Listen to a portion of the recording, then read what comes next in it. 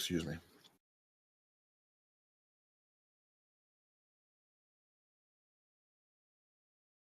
Hey, Lutz, you're the audio guy. Is there a way to go ahead and easily record this?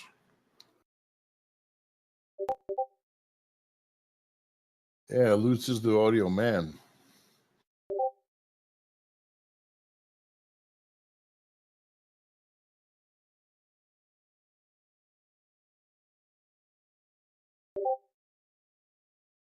Okay, cool. Awesome.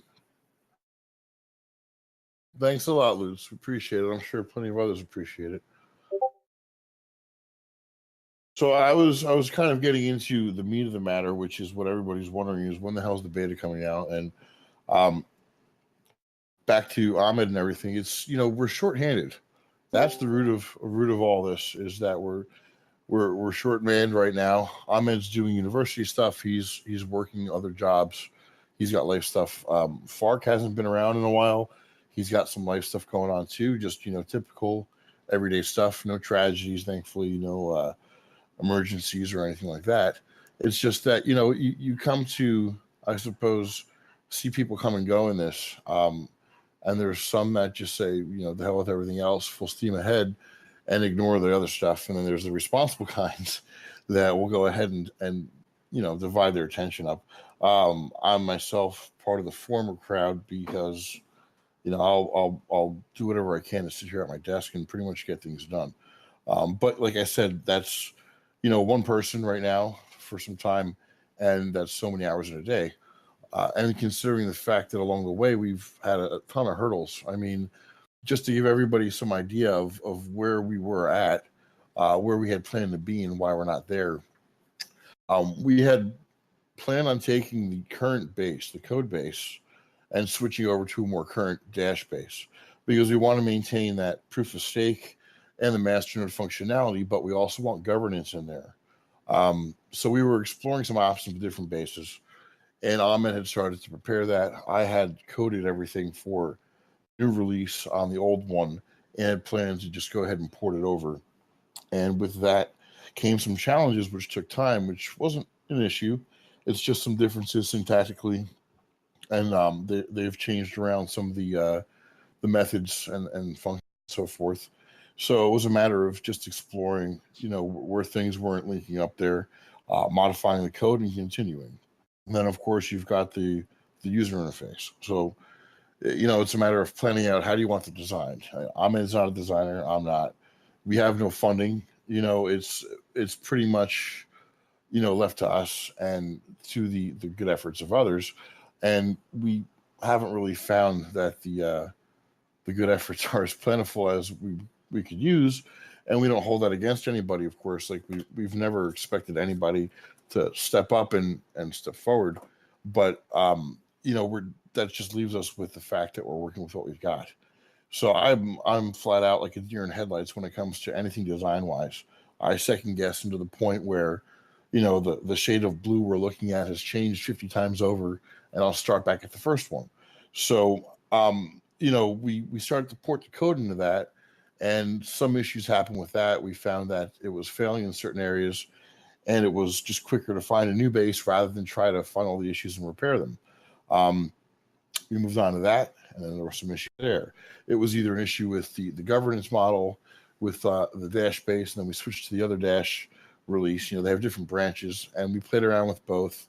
And every time we thought we were good, we'd start the network up, brand new chain, and we'd start working on it. And before you know it, something would screw up. And we're like, oh, great.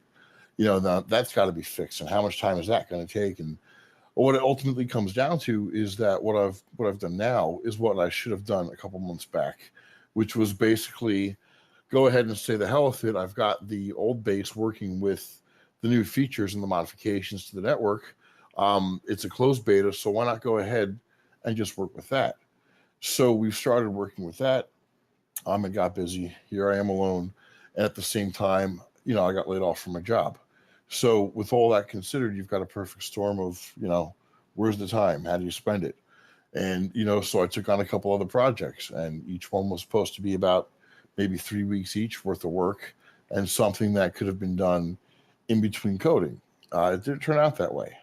So as you can imagine, the projects, they're, blockchain projects, and the folks behind each one wanted different changes and different versions, and then revert, and then add, and then customize, and all that stuff. And when you're coding for bill money, it's a bit different.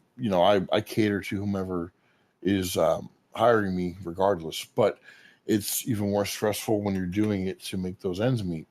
And at the same time, you're trying to code on, NEOS, for example, and your head's just not in the game because you're considering, the deadlines coming up for your bills to make the money, and the things that are going wrong with your contract work that are preventing you from receiving that other 50%. Because that down payment of 50% only gets you so far. Um, and that's honestly what it's been. It's been one thing after another, and it's just a matter of fact that I can't in good conscience go ahead and release something that is going to be crappy. I mean, the interface has been something that I've been able to work on for a little bit of time now. The past several weeks have been pure focus, really. Folks who know that I'm involved in the mass project as well, they might have been under the impression that my time was being divided, and it really hasn't been.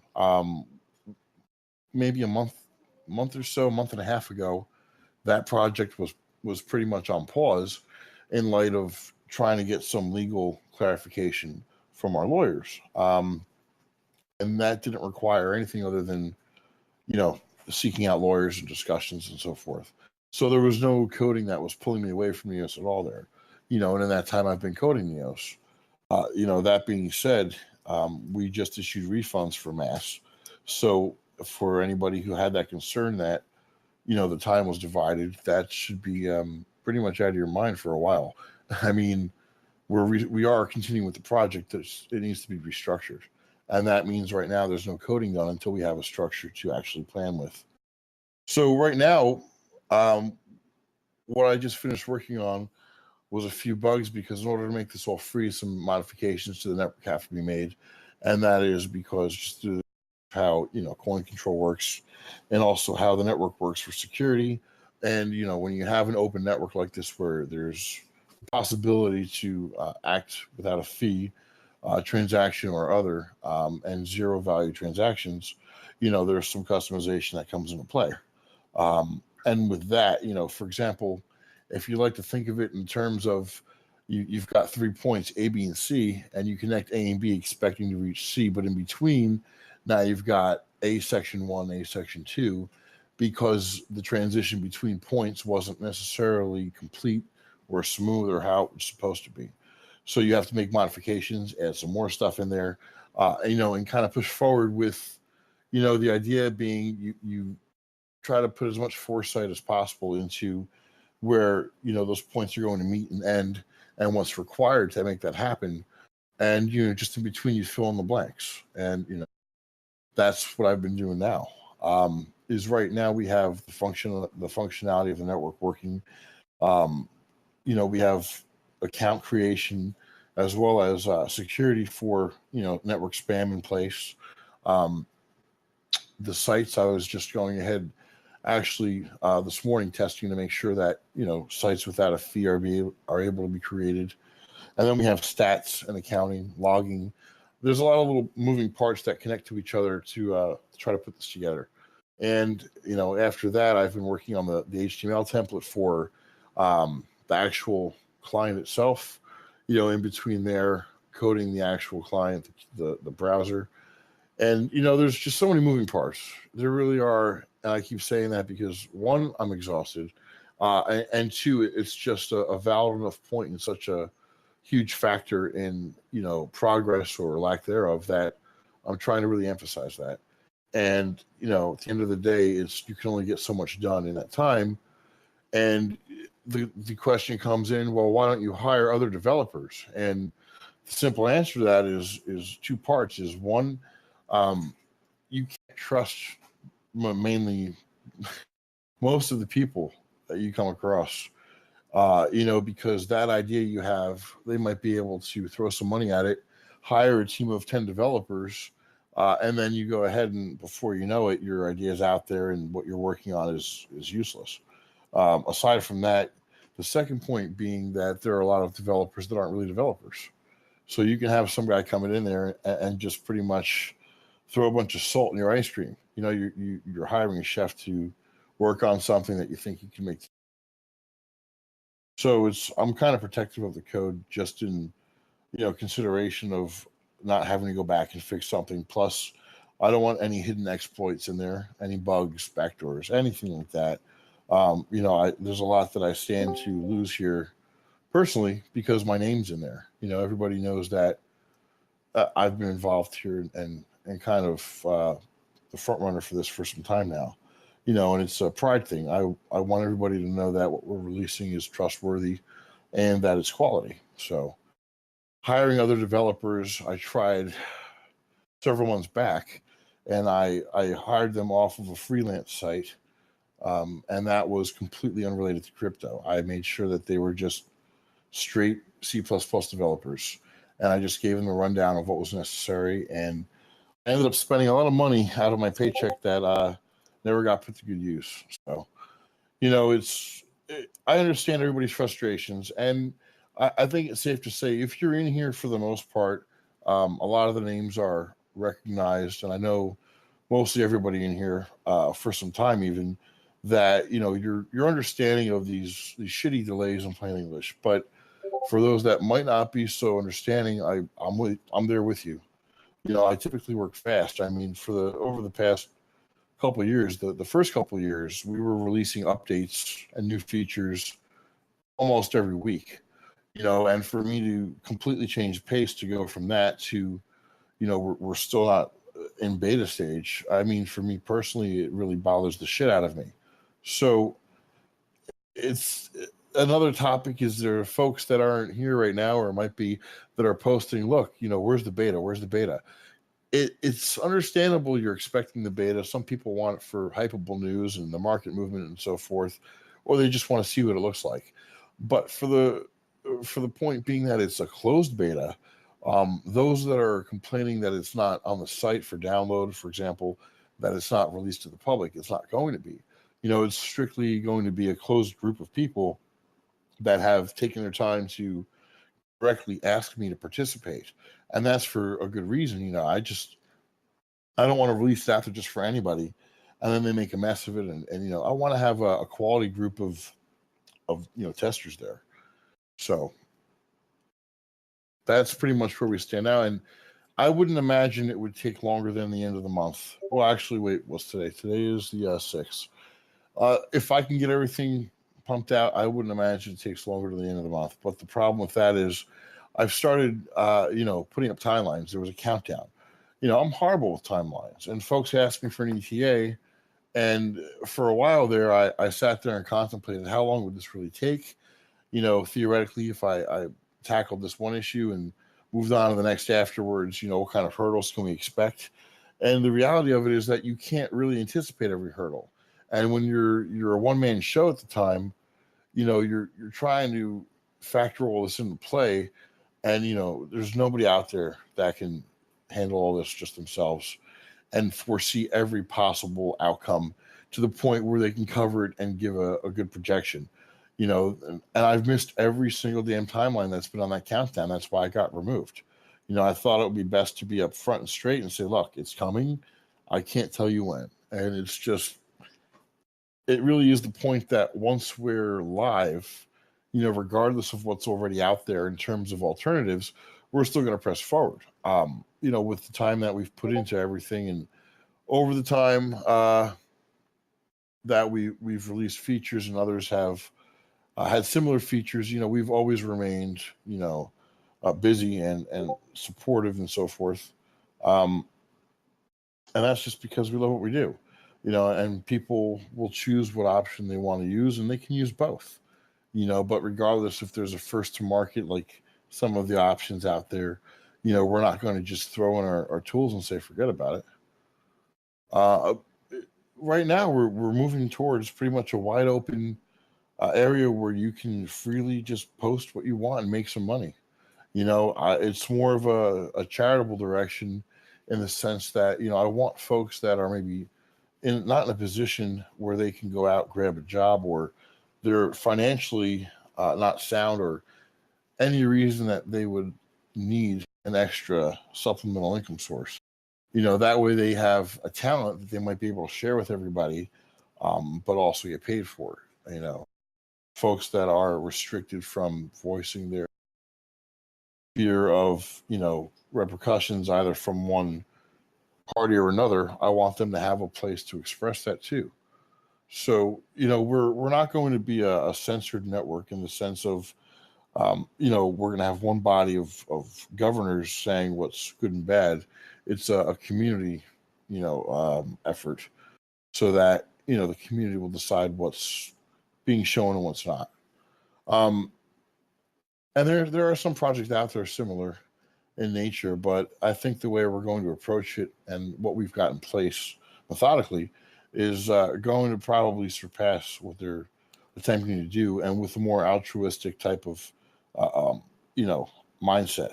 And I think that's going to be key because we've got certain communication with third parties and different relationships we've built over time that we can make a definite connection between all of our efforts and their resources, so this can actually turn into something useful.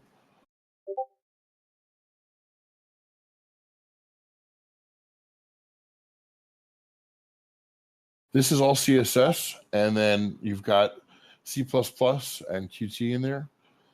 So for the most part, aesthetically, you can control it with CSS. Sure. The internal stuff, as far as your features go, posting accounts, sites, and templates, especially the parsing of the templates, the engine in there now that will go ahead and take the content and render it into a template, dynamically, sites template, whenever. Um, we've got voting and not voting. We've got the reporting in there that needs to be completed, so that basically you can, have content that is offensive or something otherwise undesirable. Then you can go ahead as a community and act on it. And there's fail safes in there as well as some safeguards, um, so that people can't game that and run a site out just because they don't like it or it's a competitor. So those are a few of the key components, really. And then we've got, of course, the stats. We want to know what's performing. We want to know who's viewing our stuff. We want to add a little bit of a competitive edge in there. That way people have some motivation to maybe spend more time producing content. The more quality content we have on the network, the better it is for everybody involved. And we will ultimately become a reliable resource for various topics. It's not going to be just one or the other or crypto related. And then of course we have the payment aspect of things. So there's a lot of calculation that has to be done, and factoring pretty much everybody's share of what's being generated. We have that separate reward every 24 hours, and that's pretty much it in a nutshell. I mean, it's got your content creation control and payment aspects there, and it's just pretty much all the insides that make it turn together, and that's it.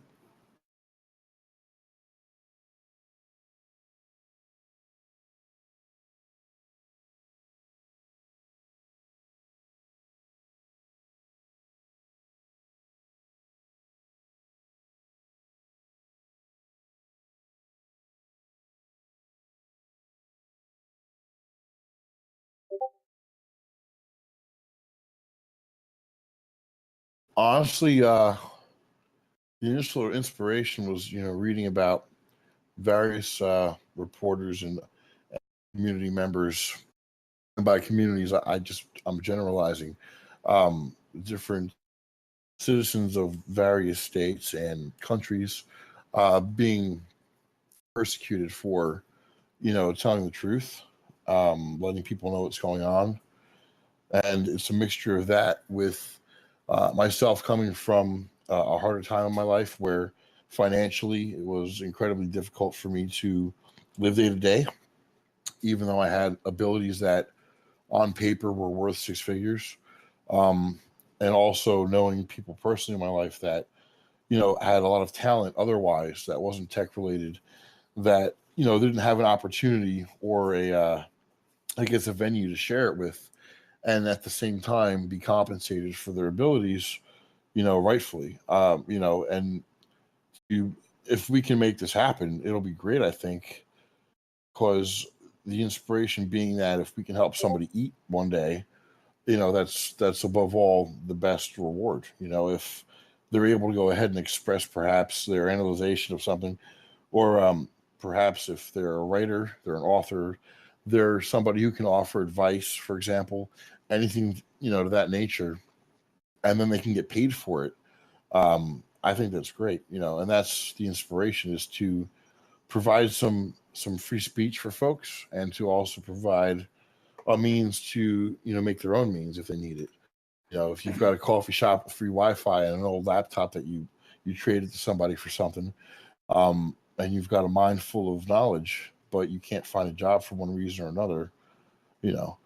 No, we haven't made contact with WikiLeaks yet. We haven't made contact with certain organizations, only for the fact that I want something solid, because I don't want to turn into what we've had for the past several months, which is promises. I really don't want people sitting around waiting, the expectation that it'll take a month or two, and then it takes longer, or we find bugs and need to modify it. I want to have something solid to present to them, and a much better demo than was put out. Yeah, absolutely. No. It's dynamic content. If you could kind of elaborate when you say dynamic content, um, these are essentially websites. These are all websites being hosted. The templates are there so that you have something pre-made and ready to just push your content out there.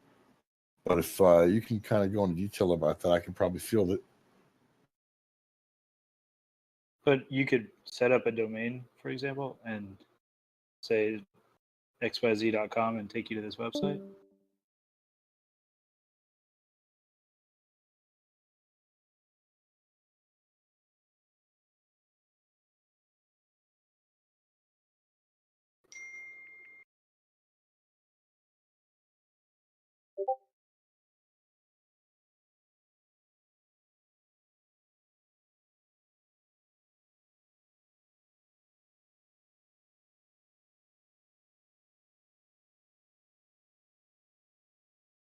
Okay.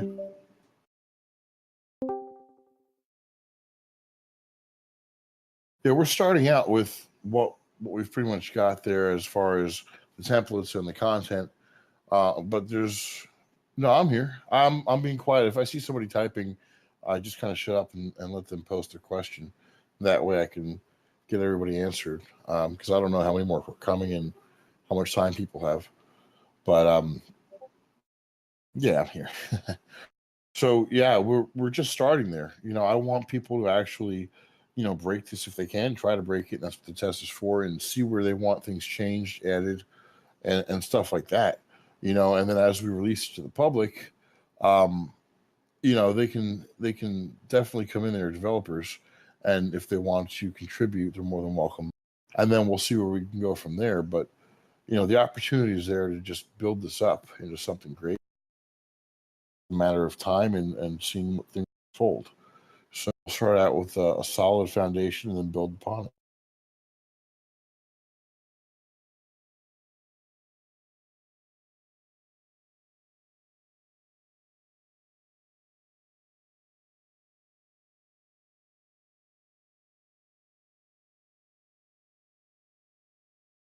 Yeah, sorry for the dead air, Lutz. It's going to be a lot of editing in between, because I could drone on, but I won't do that to everybody.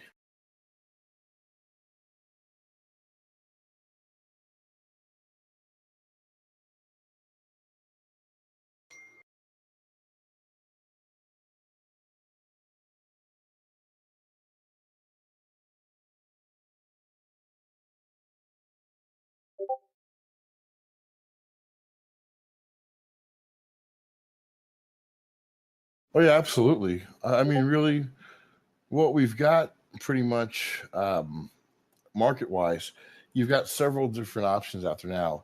I don't call them competitors, because I think in this space there's too much competition.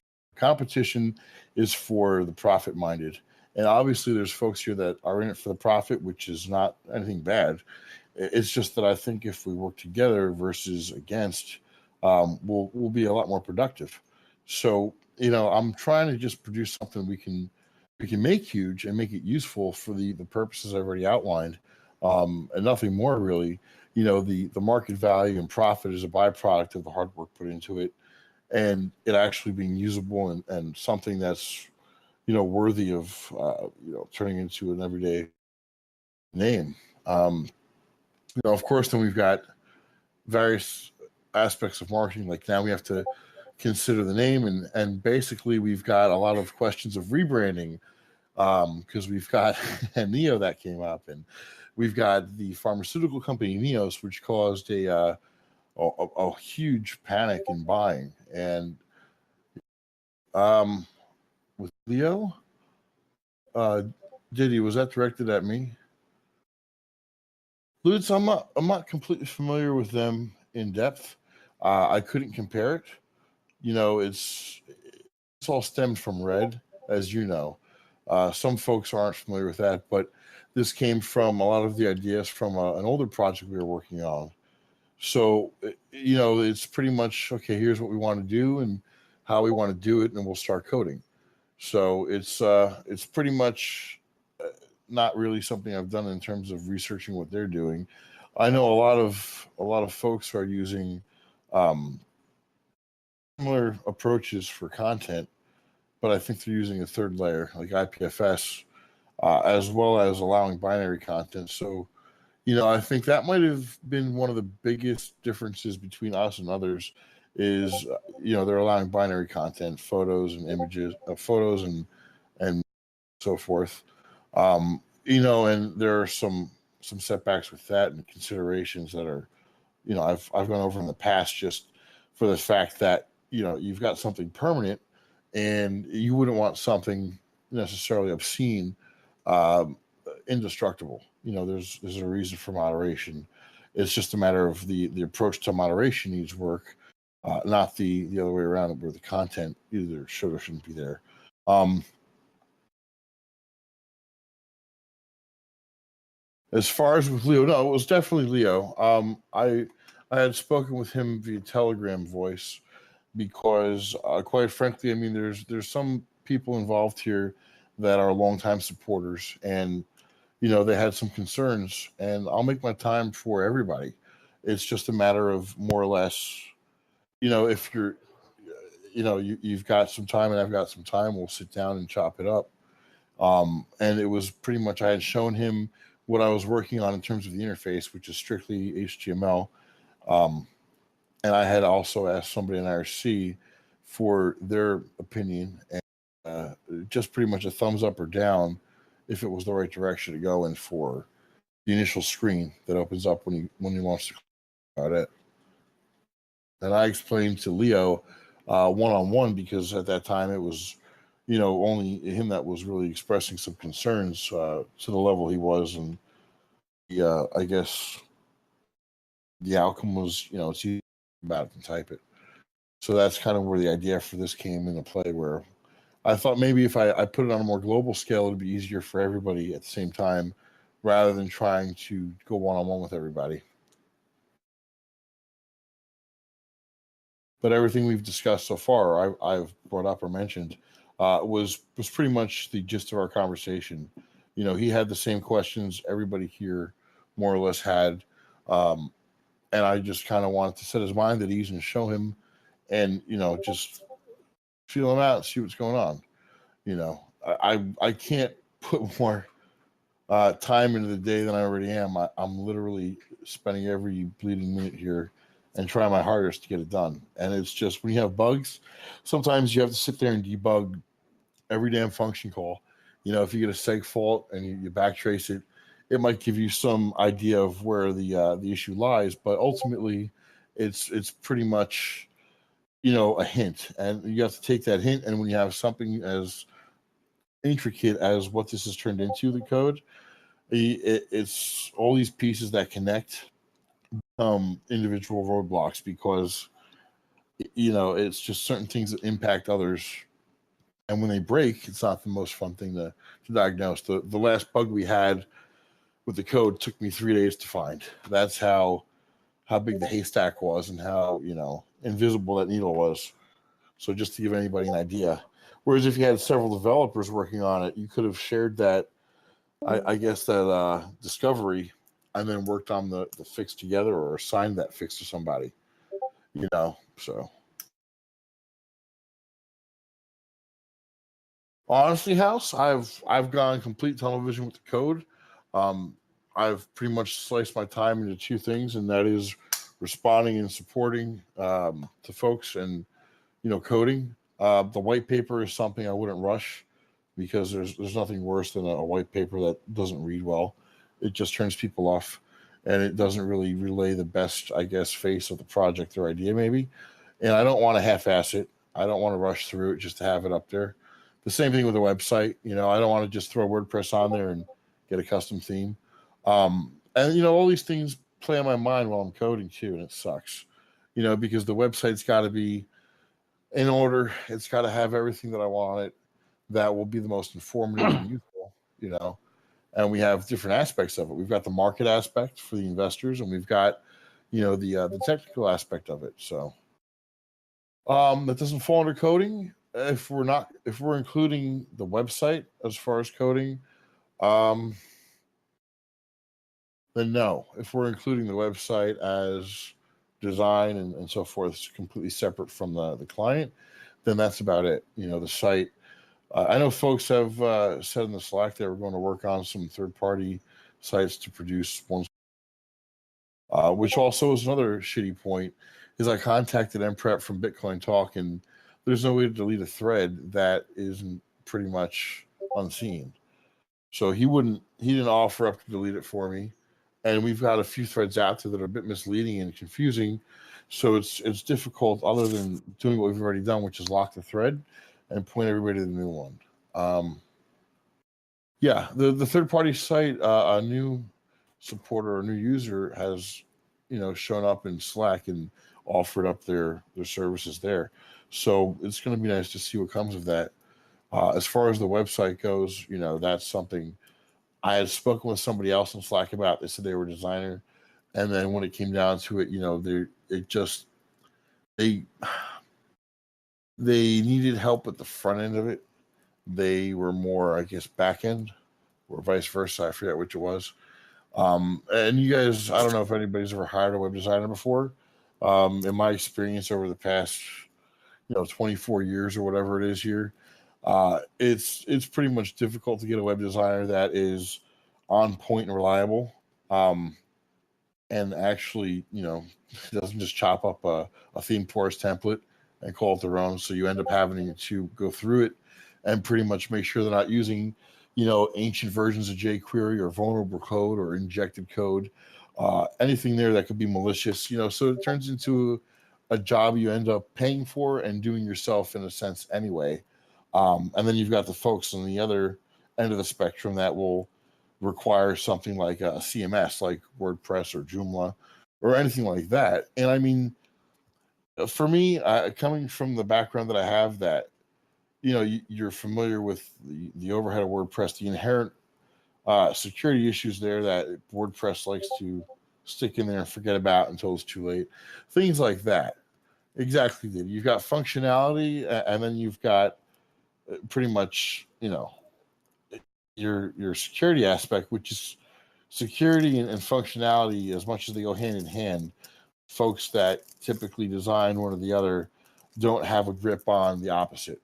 So you've got a guy who can make a beautiful site, but at the same time, he just introduced some type of, let's say an SQL injection, for example, or anything that's cross-domain, and things like that they don't consider. And that's when you end up seeing headlines on CoinDesk where, XYZ site was hacked and they had a hot wallet on their web server for the web-based wallet or whatever, their dice game, stuff like that, and that's pretty much the product of those two crossing without consideration of each other. So it's really, for me, I can't imagine waking up to finding out that we've had some breach due to something that was overlooked. And the reason it was overlooked is because, you've got one guy running the whole thing and he's split 3,000 different ways. So, it's a matter of being careful to the point of too careful, or is it really? It's just a pain in the ass. Is summing it up. So,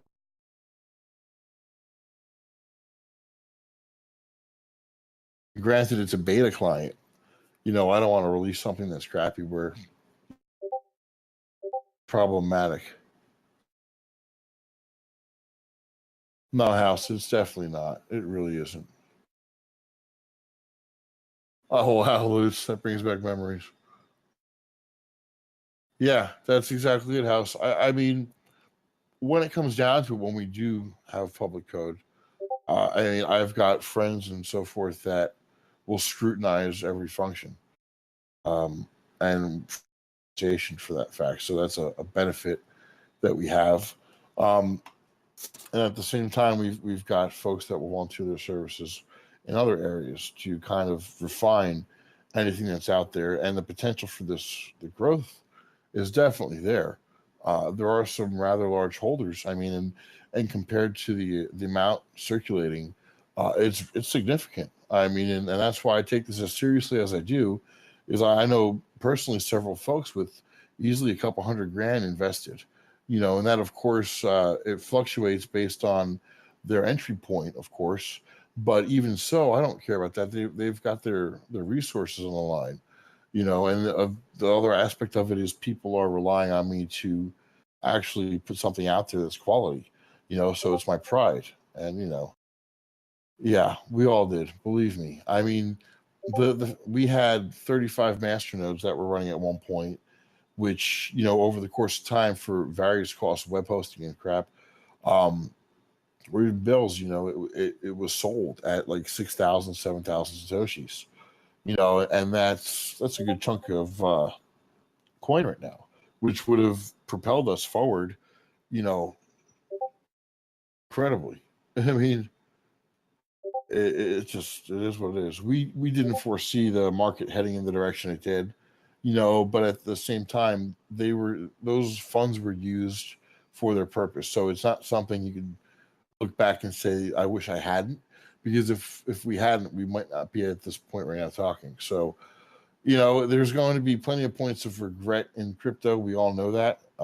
We've all been burnt one way or another, and it's just, you kind of have to move forward. You can't hold on to that, or it's going to set everything back. It'll keep you up at night too much. So, I think right now, for the beta at least, I'm comfortable. But what's on my mind also is the fact that once the beta's out there, that 2-week period or however long we have for testing is also the time that needs to be taken to find the new base we're actually going to use for production. And I'm hoping that if we find something viable, because that's what was the initial setback. And also now with the newer core bases, a lot of the methods, as we discovered before, have changed. So we're going to have those same hurdles to conquer, but hopefully, at least with the beta released, we can get feedback, and then when we go to make our final changes in production, we have a better grip on things. It actually, the new base, that was one of the projects I took on that took a lot of time. And I'll touch briefly on that because you brought it up. And I entered that project on a cleanup basis, where the original developer they had on board pretty much got stuck and it needed to get some some stuff in order. And what happened was, there were several changes back and forth between Ash branches. And first of all, they're proof of work. So it requires, implementing proof of stake into there and then testing to make sure there weren't any security implications. And for another, I'm not really too thrilled with that base to begin with. I wasn't the guy who, at the end, fixed it all. They had some issues there. They also had a breach where a bunch of coin was stolen, and it was said to be on the code base, but no proof was ever provided. And so I'm not so sure that I'm comfortable with using that base to begin with.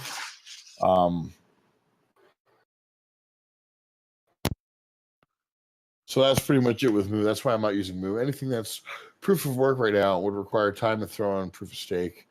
And that's why the current base right now is proof of stake and, has the master nodes in there, but they're not fully functioning master nodes. There's no governance in there. There's nothing. There's no voting, anything. So that's the direction we need to go into, because for one, the voting aspect of things is going to be important moving forward, and for another, that monthly budget is going to be important. This way, we can allocate agreed upon funds. Pivx is I know the Pivx guys. They're great. Seven's cool. I've spoken with him and also Press Tab at length. It was a bit tricky. We tried their base. That was one of the bases in between. Testing that we threw in there, and oof. It's not to say it's not a bad base at all. It's functional. There are so many hacks in between point A through Z that would be required to try to make it work. And me and Ahmed sat there, days on end, a couple weeks even.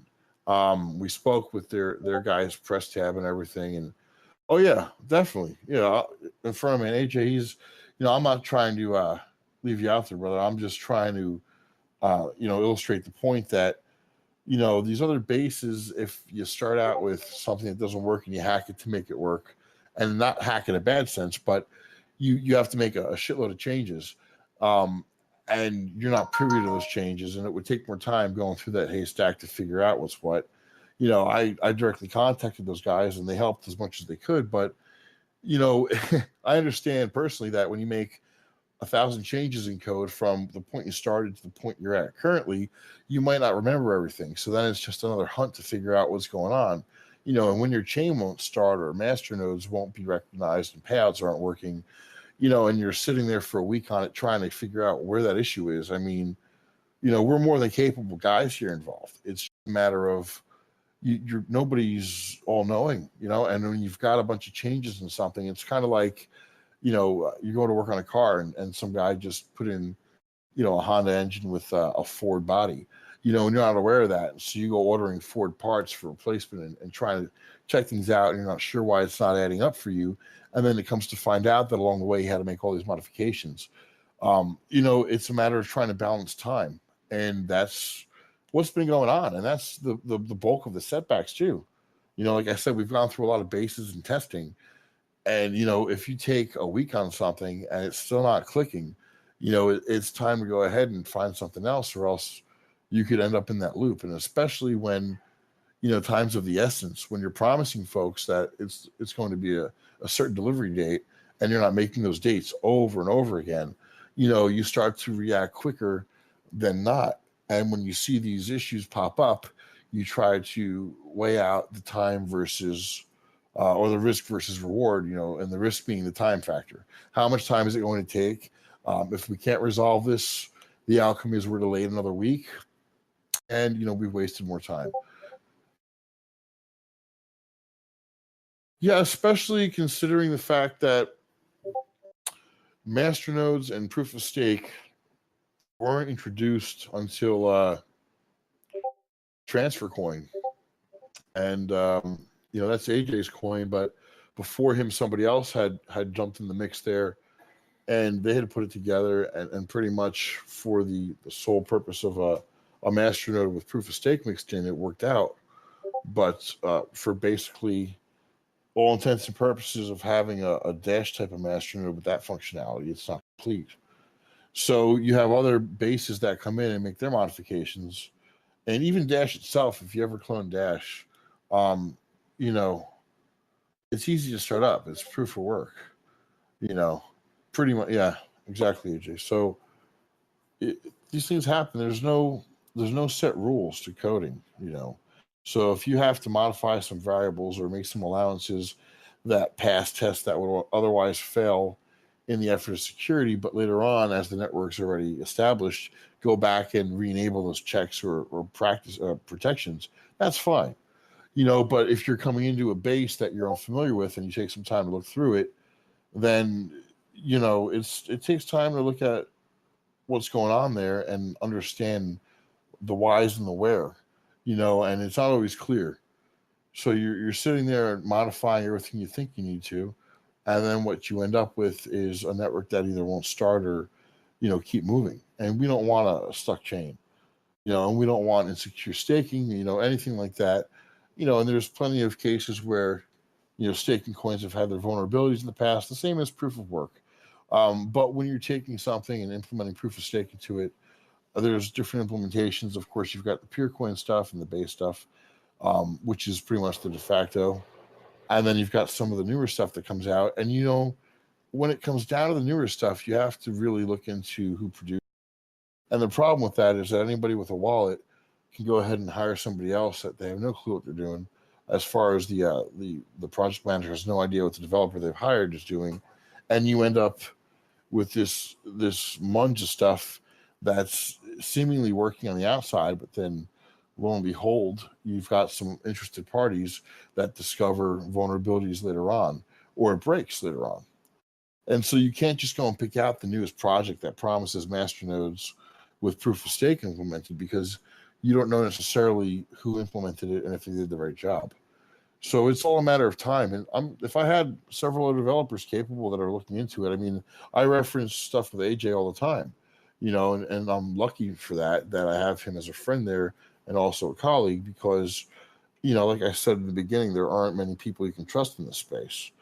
So it's really, you've got a group of folks that are all fighting for profit, and then you've got some that are left just kind of doing what they're doing, like we're doing, and the resources are all being used up for those for-profit kind of efforts, and you're stuck with pretty much those who are supportive and interested and want to help, but might not necessarily contain that experience or knowledge. So it turns into pretty much a teaching session, where you're explaining things, and that takes more time up.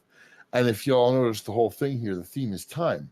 So everything involved here is in one way or another sucking up that time. And then before you know it, you're editing the countdown saying we're a week pushed out.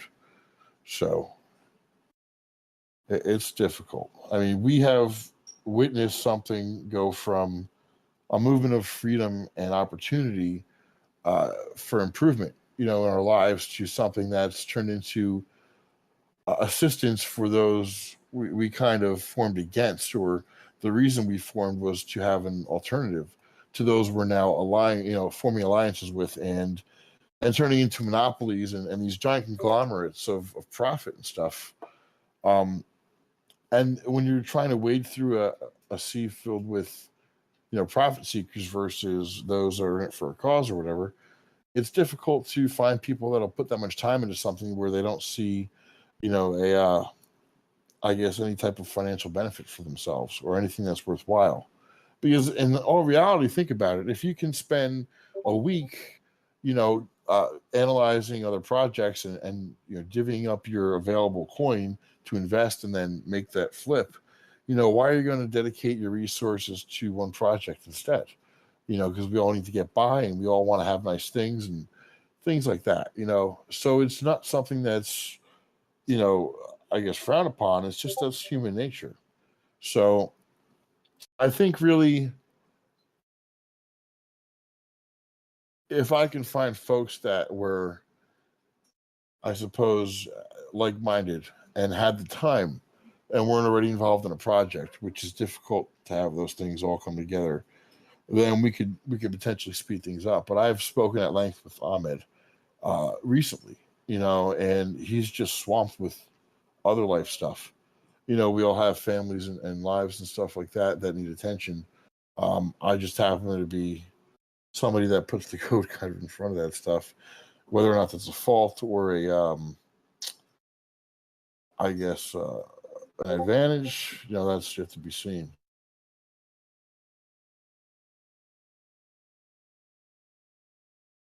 Oh yeah, here's the problem with market making. Okay, just to kind of touch on that, since it's in context of what Snowfro just said.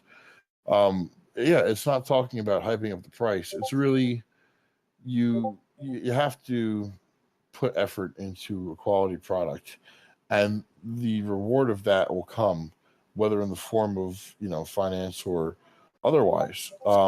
If you go ahead and take the cheap route and get market makers involved, all that does is kind of fool those that are coming into crypto or already in crypto and don't know better.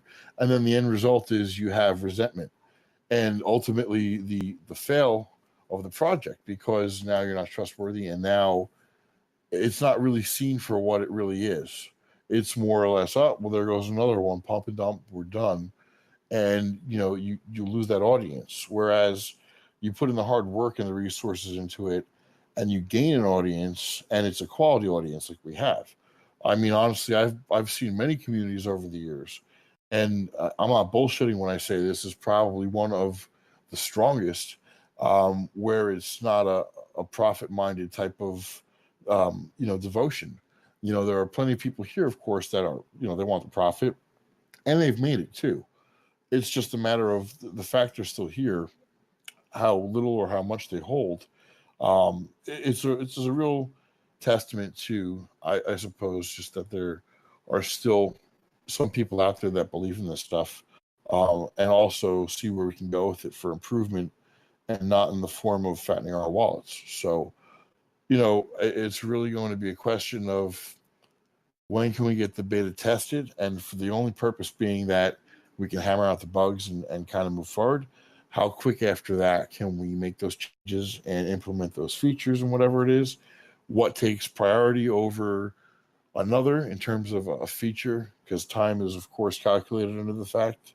And going from there, how soon can we produce not only a mainnet or a production product, as well as the new site, as well as third party resources like different markets, different merchant gateways, or Ledger or Trezor, anything like that type of implementations. And within that same group of I guess third party support, there are various projects out there that would be great to be a part of or supported by.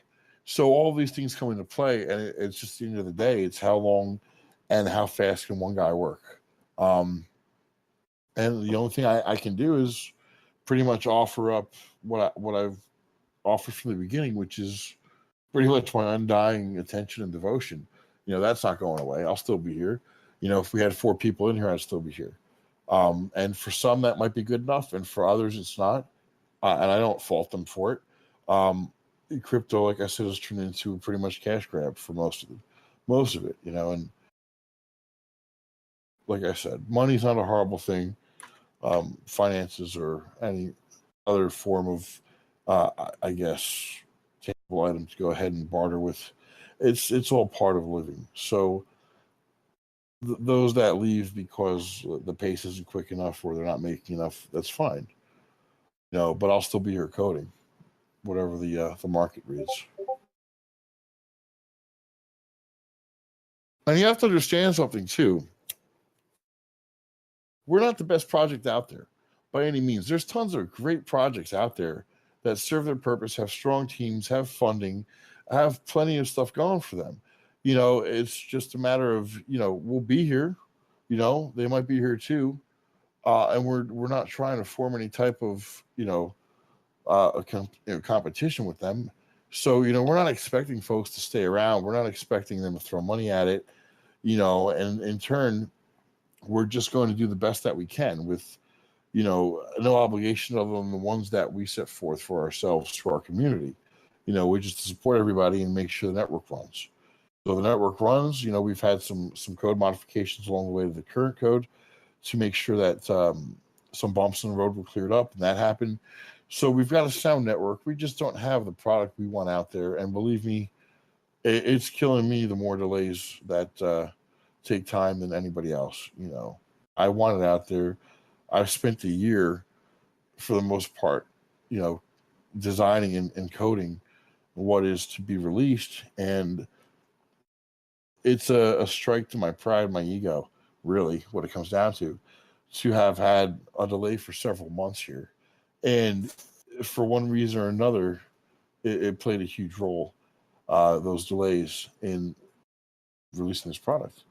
And unfortunately, the sad reality is that it's mainly financial. The one thing I can't stand being a reason. When you're limited in terms of finances and you've got obligations and responsibilities, Um, it's difficult to just kind of throw that away and say, forget it. And that's kind of what we did, or I did for the first couple of years with NEOS was, I threw whatever personal resources I had at it and coded for nothing as far as no financial gain, and the downside of that is it put me in a bad place in my life, personally. And, you can learn from your mistakes. So we're trying to kind of correct things as we move forward, reference bad choices made already in the past. And, you know what, House, here's what pisses me off in plain English is the fact that, yeah, we have that altruistic nature. It's hopefully going to help folks spread the word. It's going to make some folks a bit more comfortable off than they already are, perhaps. But we don't have that unless the product's out there. And as I'm sitting here talking and reading all these, I'm sitting here thinking about the code, and it's frustrating to not have that released. So we've got a lot going for us on paper, but we're not going to have that in motion until this code is complete. And not only just the code, but the site and all other stuff. I want to support Portal for folks. That way it's more streamlined and, reliable. That way they don't have to go looking around for info and stuff. And, we'll get there, but it's at the same time, as I say that out loud, I want to be there now. I really do. And it's not by means of rushing or, by way of cutting corners. I just wish that the setbacks that were in place over the course of the few months, but there's nothing you can do to change the past. You can only move forward and try to avoid those issues again, which is why I had taken on the role in mass that I did in hopes that would kind of set it straight for me to completely focus on NEOS a financial way. And, it will, I believe, but there are going to be times that my attention needs to be split up a little bit, but not horribly.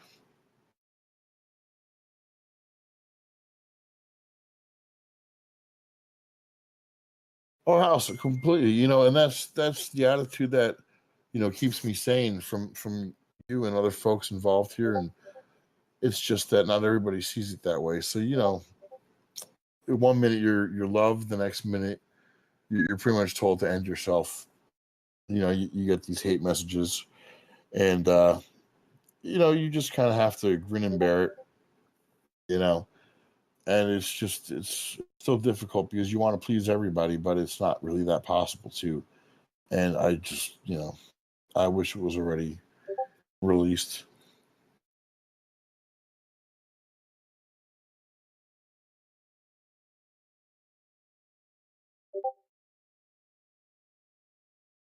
Hey, good luck with that. Yep.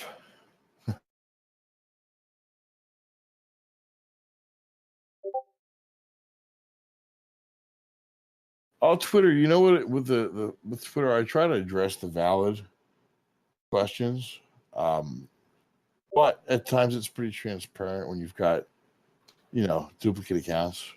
So sometimes the valid ones slip through the cracks because you got a false positive there. Um, it's you can hate, and I get their frustration. They've put money into something that they expected to go ahead and see a return on, and it's been delayed for months. Who the hell wants to wait several months for something that they were told is going to be out in a couple of weeks? I mean, they're probably feeling duped. They have no idea or don't have any reason to believe that we're still here or we're going to actually produce something. So that's why I try to take that into consideration when they go ahead and say what they do, because you can't fault somebody. I mean, if it was me where I was promised a product and I put $1,000, I couldn't really afford to lose, or it would have been better serving somewhere else at the time as I saw it, I'd be pretty pissed off too and demanding some answers. And on the other end of things, with the response being, hey, we're still working on it, I'm sorry, it's not really acceptable, but it's all we've got to say. We can't lie and say, for whatever reason, this is happening or not, and count on it and expect it, I think a lot of people lose touch with the fact that we're all human when they see the dollar signs, and that's within any industry. And, it's coming to the point where you can kind of realize the trolling and the folks that are in it just to kind of egg you on and just vent. And you kind of get a little salty after the years, especially when you're compared to, some other projects that may or may not same. And, you're at completely ends of a morality spectrum there, and the reasons for what you're doing. It's all part of it, man. We're all human. We're all in this for one reason or another. I like to believe that we're in this because it's potential for something better. But that kind of went out the window when you saw all these giant corporations jumping in and things acting as if they were monopolies. People acting as if it was big business, and that's not what this was initially meant to be. But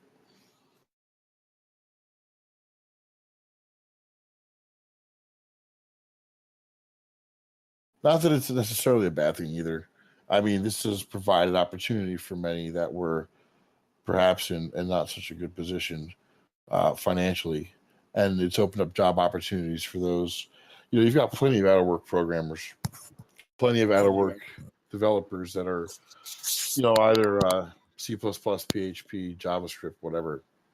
That this created a lot of opportunity for, and with that, the territory has some other, not bad players that come along, but similar to the blue chips that we've all seen over the years.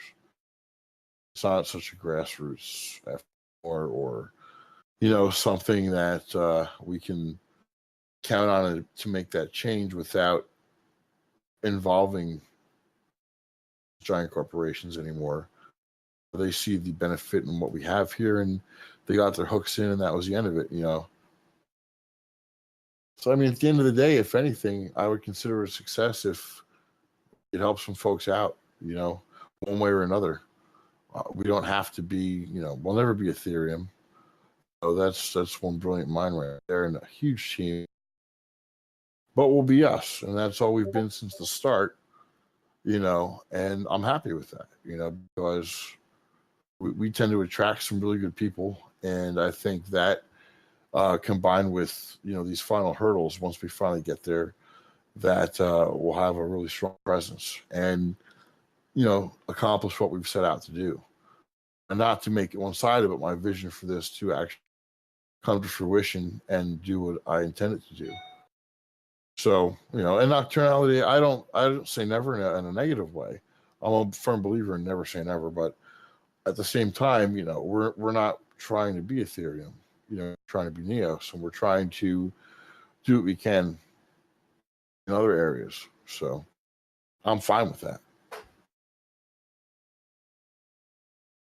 Ethereum's great for what it is, and we're, I use them as an example because, that's a really prestigious setup right there. You've got some really great minds in that project, and oh no, not in terms of popularity. I mean, you've got some really strong developers there and a really supportive community. Especially with the Mass Hack, I had the opportunity to see just how strong the community was and supportive. When the white hat just came out of his face there and said, "Let me help you," for no good reason to help.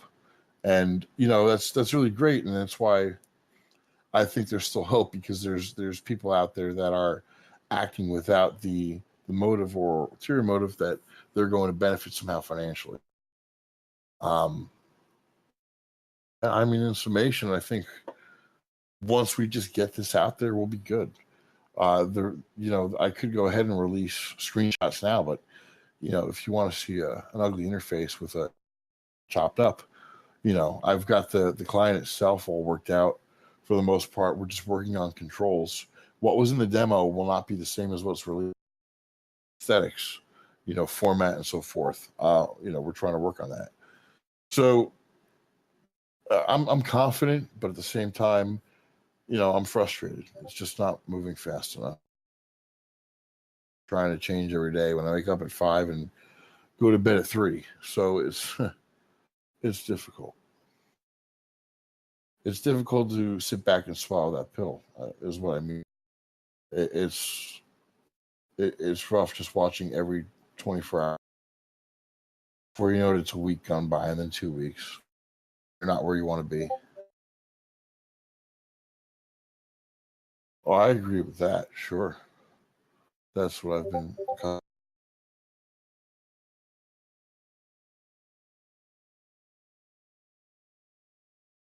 You know, another thing that comes into play is how many times you have to, when you're making changes to it.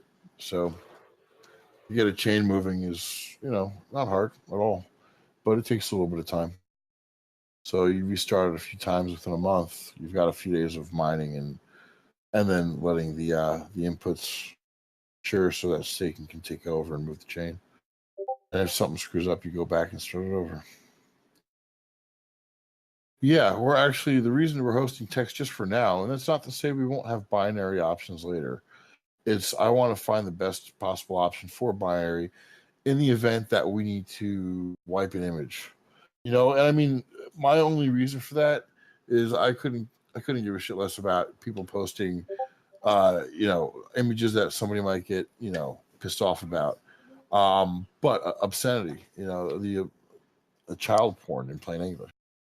I know there were some people either for one reason or another that could go ahead and post it on there. And that's what I'm trying to avoid. Either those that will find this as a haven for that, if it were permanent and anonymous and so forth, or those that would do it to try to harm the project, and either event, I would be beside myself if that were the case, where we provided the grounds for somebody to go ahead and let that happen. I really couldn't bear it.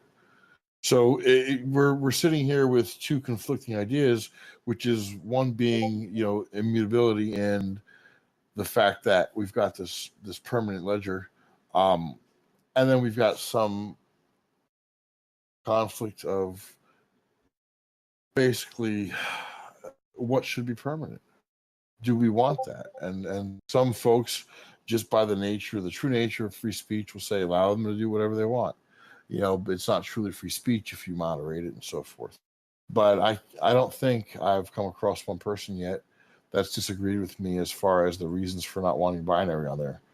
And quite frankly, if somebody did say otherwise, I wouldn't really want to associate with them or have them involved with this.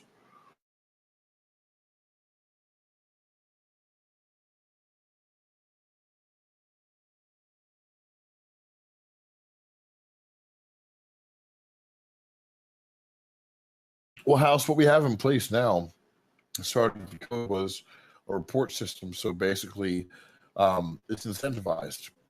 When somebody reports content or a site, a notice is sent out to everybody for a review. And basically, they have their input on that. And if nobody responds to it within a certain amount of time, it just goes away. But if somebody does respond and there's a greater presence of, thumbs up and down, then action's taken. And of course, I don't think have any final say as far as, developers over the network, because it's not really our network once we release it. It's everybody's, right?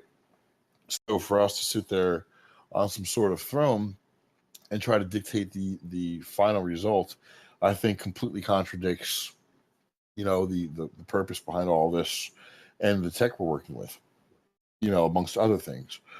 So it's really sensitive, and it takes a little bit of planning. And I think we've got a system down that'll work, and to the point where if it's seen as some type of competitive motive, where somebody might see a popular site that's raking in some every day and try to report it and ruin it, then the reporters themselves involved will be pretty much tossed off the network. And that's all automatic based on the community's response to their action. If these reviewers step up and verify that it's a bogus report, then the reporters are disciplined. So No, it's all on the blockchain. I'm completely. I don't want to say completely because at one point maybe there'll be a more, I guess, reasonable approach to it. But yes, it is all set up. The reporting is not completely done, but it's mostly coded. You know what? Just so I can make a point to show you, because I don't want people to say, well, is it done or not? So I'm going to go ahead and basically show.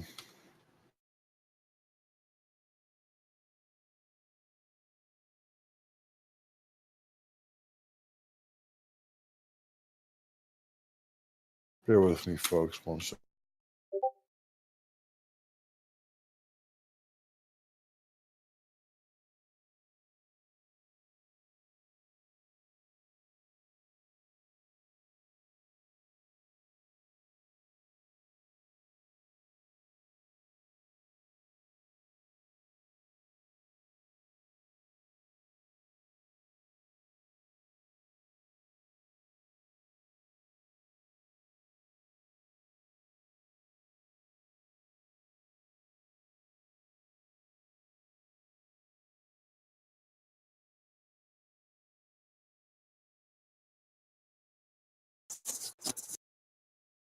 So here's just a small snippet of dealing with the type of action or operation on the network.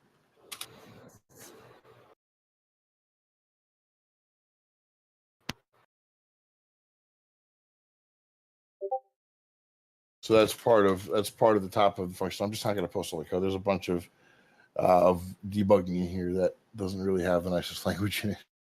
But amongst the other reasons that there's just other code here that I don't want to disclose just in case. But alongside that, we also have spam checks for, pretty much. Here we go. So we have something like that. And if anybody's ever seen the movie Roadhouse, that's what the reference is. Patrick Swayze and then Doorman, the bouncer. So pretty much, yeah. That somebody got that. So pretty much it goes ahead and it checks versus the action, the anchor. And the anchor is the way to pretty much identify folks on a pseudo-anonymous level where actions are accountable. And that doesn't mean, we've got your IP, we've got your username, we've got whatever. It's more along the lines of we're allowing free transactions, we're allowing zero-sum transactions, we're allowing you to create a presence as many times as you'd like on the network, but we're trying to also prevent abuse. So everything links back to kind of a root or an anchor. And that way you can create as many accounts as you want, but you're not going to be able to spam the network like that. And especially if somebody were to try to, hammer the network and create, let's say it's a dictionary, and a dictionary, excuse me. What I mean by that, for those who don't know, a dictionary file filled with different terms, different words, and so forth, merge them all together and just started creating a shitload of usernames. We don't want to allow that to happen. So, there are certain internals there that will prevent that. That's just a snippet of what, we'll go ahead and do all that. But, we've got the reporting there. It's just not down pat yet. And there's certain things that what I've done is I've considered the priority in, I guess, effort of getting the beta out there. So there are certain things like reporting that don't necessarily need to be ready for the beta launch that day. So, for example, if we released it and then 2 days later we were done with reporting, we could just go ahead and push out a new client for the beta testers, and then we can move forward from there. So I really try to manage the time the best that I can. And, with that, it becomes pretty much trying to discern which features over the next can wait. Yeah, that's the thing. So, Fro, is that we've changed from that model. We're able to change the price of things for sure. The issue is that we won't directly reach out to the market to check the price and then modify it. We're going to have to come up with an algorithm or something that looks back a certain amount of time and averages it out. That way, I really hate the fact that this is tied to fiat in any way. It's just a matter of having coins, but it's unavoidable, really. Um, we're going to go ahead pretty much, and we have restrictions in place for length and size. So if you consider it like you want a 3-letter domain, or you want, a 10-letter domain, the minimum you'll be able to use at a free level versus a premium level is vast. So if you want a 3-character site, you're going to pay for it.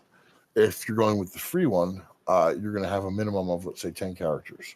And that is so that somebody can't come in and just squat on, every 3-character presence out there, or 4-character. But, raising the cost, one NEOS with, comparison to fiat could be worth a fraction of a penny. So that won't necessarily be, I guess, a viable option to prevent all that. Or, we just try to implement some restrictions based on free versus paid, and still make everything accessible to those using it for free, but provide a little bit more for those paying for it, and then in turn make use of those funds that are contributed for that.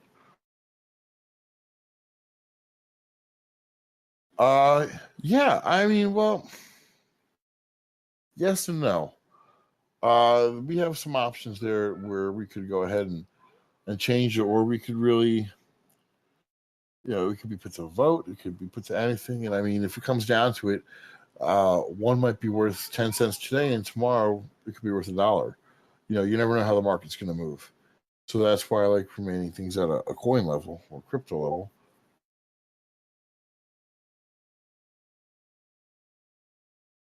Yeah, that's another thing, is the gateway between, or the bridge between client and the web. Like, for example, with Steemit, it's not, from my understanding, completely decentralized in the way that they've got a web presence. They've got image hosting. It's not all on the blockchain. They're able to go ahead and put up that front end there and interact with accounts like that. I don't know exactly how their internals are, but from what I can kind of decipher looking at it, it's not all based on the blockchain, or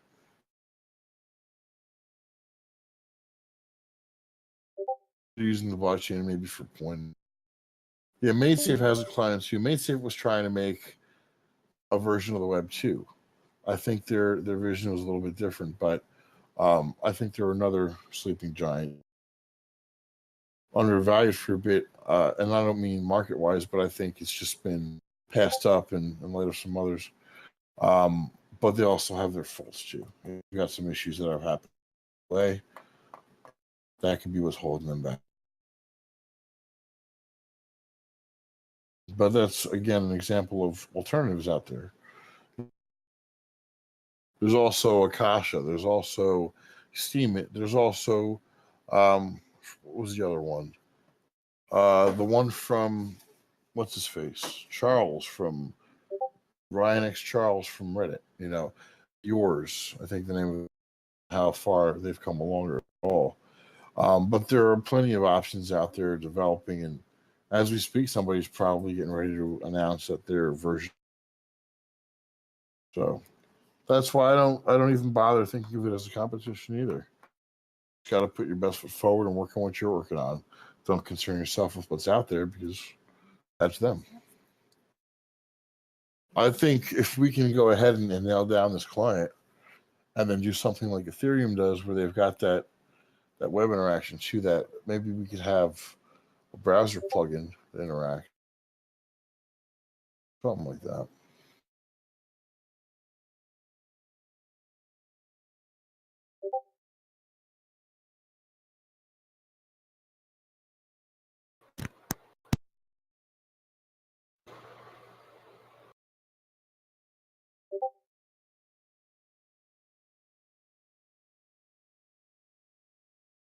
That's always been the idea, is to provide it in a client. But if anybody's familiar with Tor, you've got Tor browser, because the functionality provided is anonymity. So you want to go ahead and use the functions of that, or the benefits from that. You open up the client, and pretty much I envision that the same with NEOS. You want your alternative version of the web there. Go ahead and jump on there. Of course, there's got to be that bridge. I thought, but if at the very least a level of presentation versus interaction, so we'd have the main site or another portal where everybody could see what's being done on the NEOS network, and then have the option to download the client as you would, let's say, Firefox or Safari or anything like that. That's any third-party browser like Chrome. You would kind of treat it the same way with just enhancements.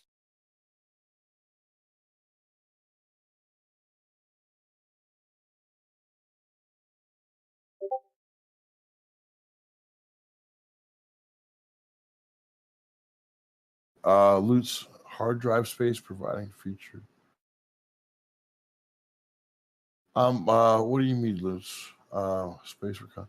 Oh, okay. So somewhat similar to Sia or the hell's the other one? Storage, anything like that, where space is their version of mining or whatever, or their profit model. I see. No, master nodes aren't essentially meant for that. No, it's more the different network services they provide. I mean, I was initially going to turn master nodes into full nodes where content was hosted and people dedicated time and resources to it. But I think just pretty much having it all on the chain versus that form of centralization somewhat would be better off for the project, especially in the long run. The fact of size versus cost for storage, is very, very thin there. I mean, you've got terabytes and terabytes available at fractions of a cost versus the space it takes to, provide a huge post, for example. You've got these paragraphs full of content which are nominal in terms of cost of space versus the cost of the actual space itself. I don't think it's necessary to centralize, data hosting.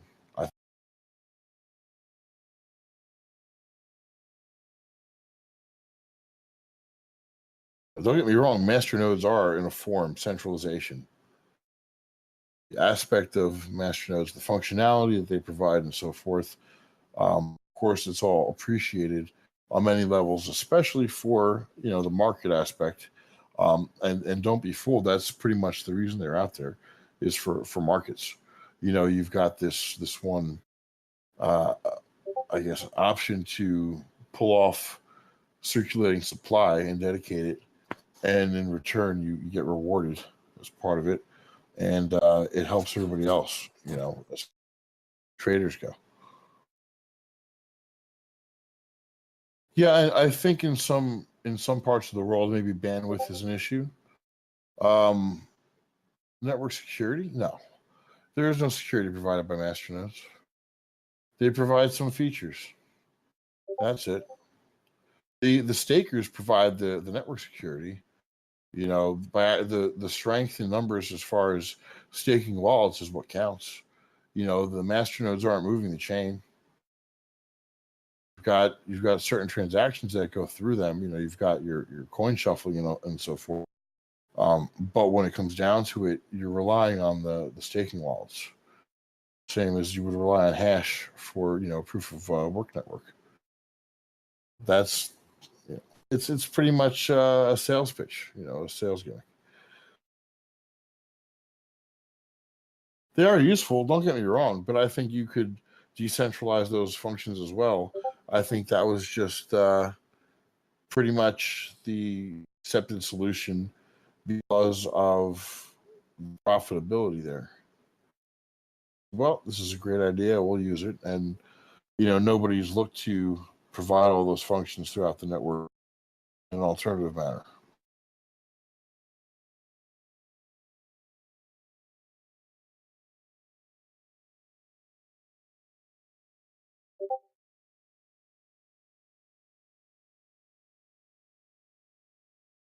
Anybody who loads up a client will be storing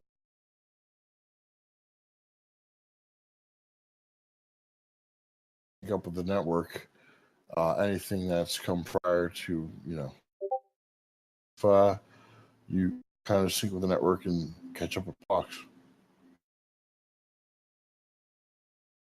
So I've tried to make this as decentralized as possible, which is another reason for the stress for the need of governance and budgeting and everything.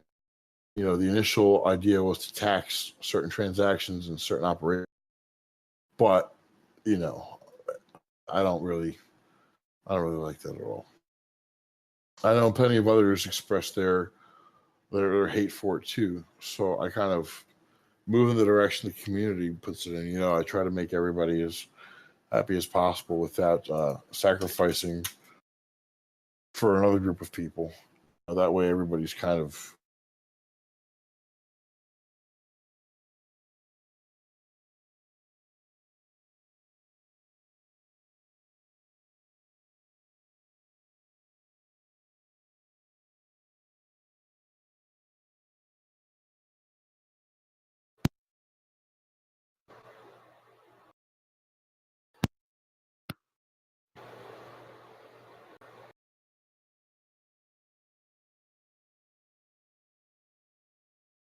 concern is when we do update down to the production version, we have to consider changes. Polo is under extreme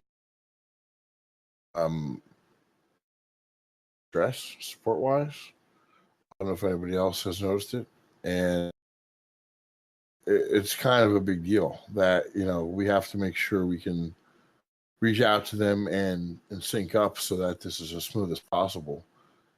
The fact that we're going to be restarting the chain, we're going to have to rely on either one exchange or another, or handle it as we did last time, to make sure everybody's accounted for as possible. So, there's a lot to consider that's coming up to make sure this is all as issue free as we can make it.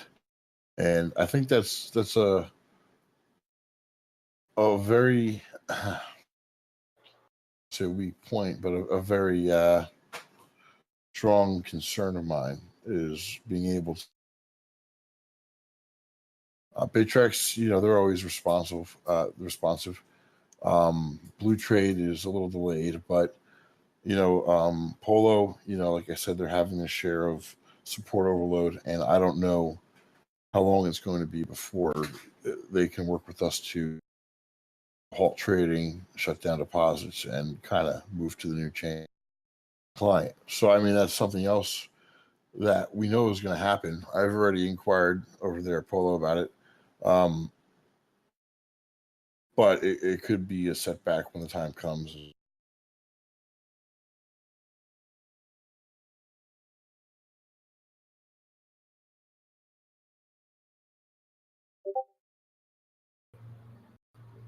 Yeah, they are.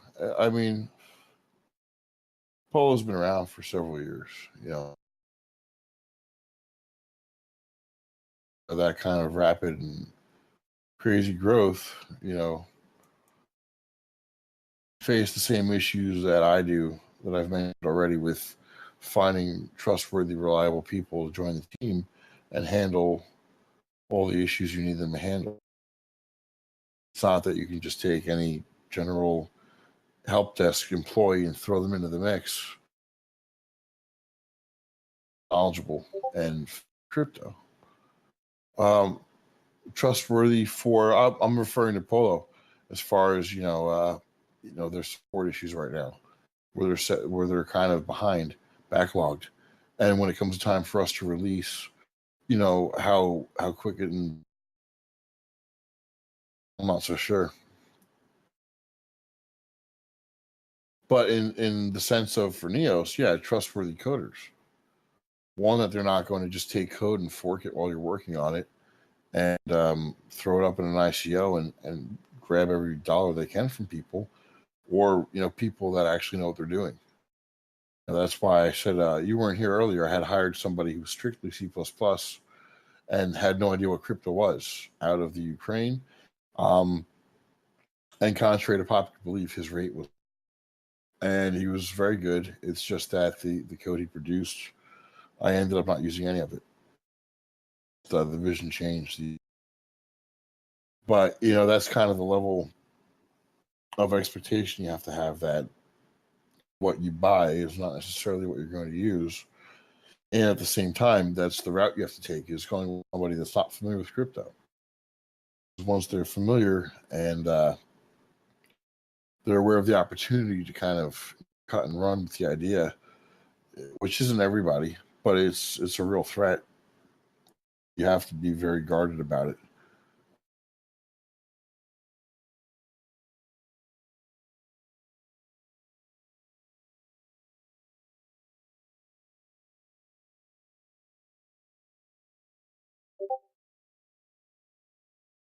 Yeah, I agree with that. You know,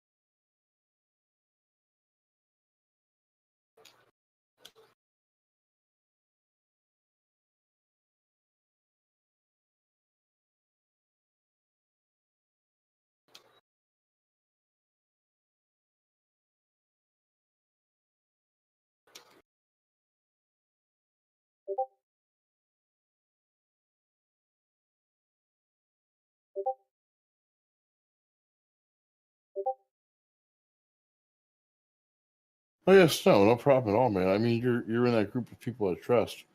You know, most are in terms of people I can reach out to and kind of bounce ideas off of. There are some that'll leak the ideas too, and it's just it comes with the territory. I have an obligation and a duty to everybody that's been here for however long they've been here. Give them what I've been promising, and for that to be stolen and kind of else, I don't think it's fair to.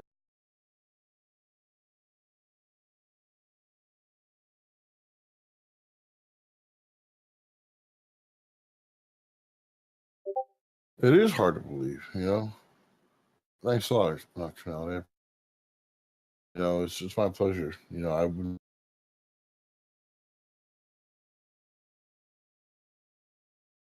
biggest money making opportunity personally. So I appreciate the community because if they weren't here, I wouldn't have much reason to.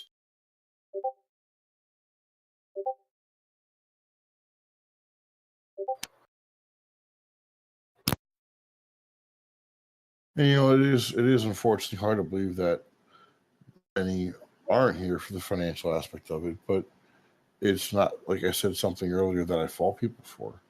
This is the same as the old gold rush, as they referred to it so many times over the years. But the problem is now you're seeing more and more pop-ups that take the money and run versus that's the whole reason the SEC is getting involved with the crowdfunding. I mean, you've got people losing money left and right with no sense of recourse, no options. So it's majorly swayed in terms of motive that people hear part off of whatever they can and then run to the next one.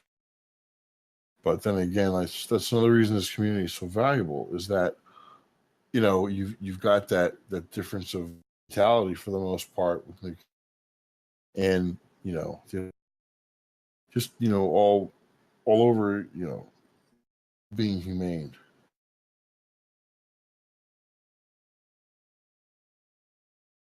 That's why I hope everybody does profit. I'm not sitting here hoping people don't trade or sell their coin. I hope they do make some money out of it and hopefully re-enter cheaper enough that it helps impact or improve their life.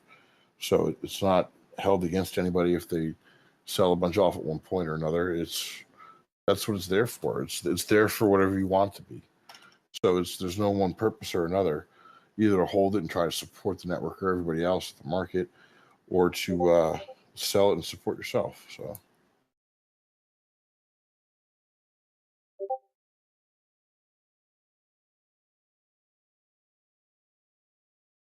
plenty are. That's the whole reason NEOS came to be. Is I got pissed off one night, and there was just an overflow of scams. You know, if anybody remembers Rootcoin, you know, that took people for I think a bit over 100 Bitcoin. Ducked out Bitsta, and plenty of other projects in that same time frame.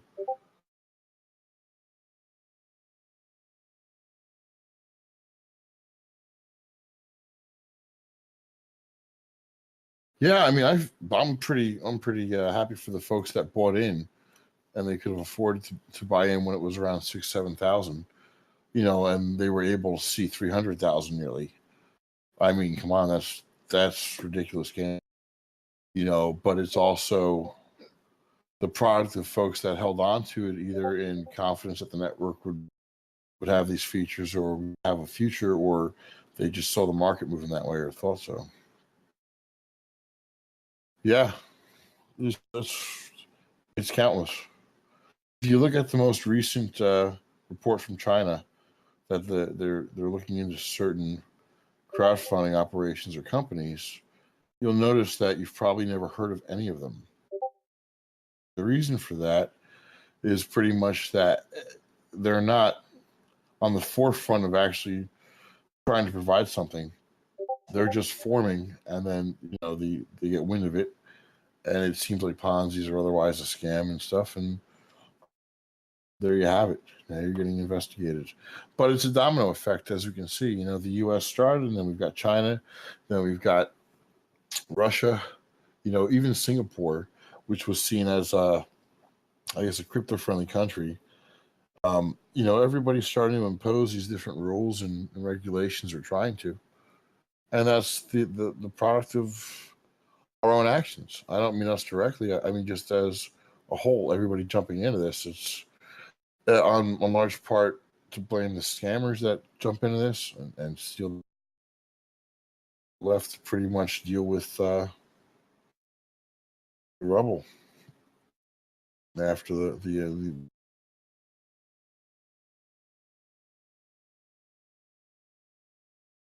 oh yeah, look at Alpha Technology. If anybody remembers them or has been around long enough, I think they might still be sending out emails saying sorry, we're backlogged on production, but your script miner is on the way, or we're going to offer you a better one in compensation for the wait. You know, there's been plenty of popped up, and they're still coming up. Most part, people are getting away with it too. It's just a matter of jump on that bandwagon and live with that, or you try to make something useful.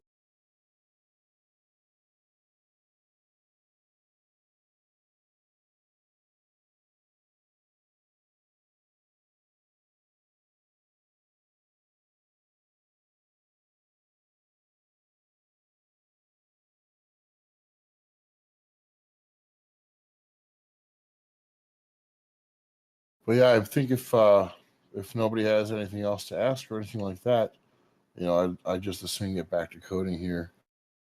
Um, if anybody needs anything, just you know, reach out. If I'm not on Slack active, I get email pings when somebody. So I'm reachable one way or another. It's not too hard. It's a matter of I want to get it done. I appreciate it.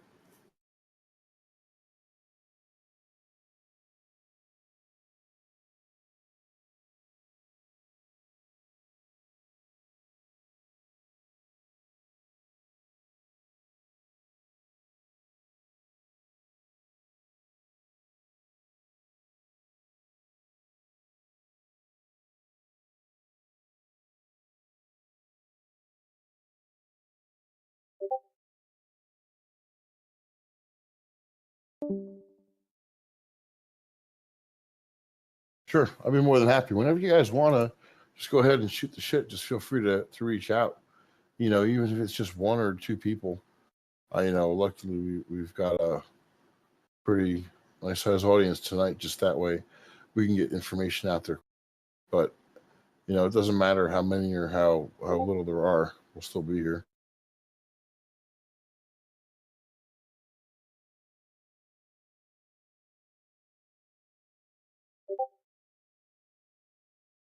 All right, folks. Well, then have a good night. Like I said, if you have any questions, reach out, and hopefully, if anybody missed this, they can get a hold of the stream. Lutz was kind enough to go ahead and publishes it.